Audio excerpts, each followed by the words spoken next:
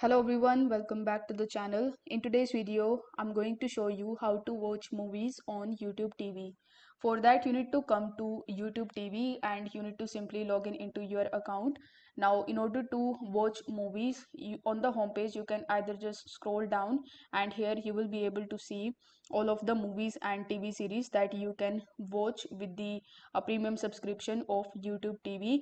Now, if you have any other movie in your mind, then you can even use the search bar in the top, and here you can simply type the movie that is in your mind, and from here you can easily find your favorite movies.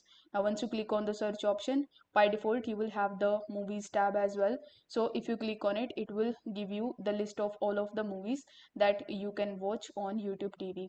So if you found this video helpful, don't forget to like the video and subscribe to the channel. Thank you so much for watching. I will see you in the next one.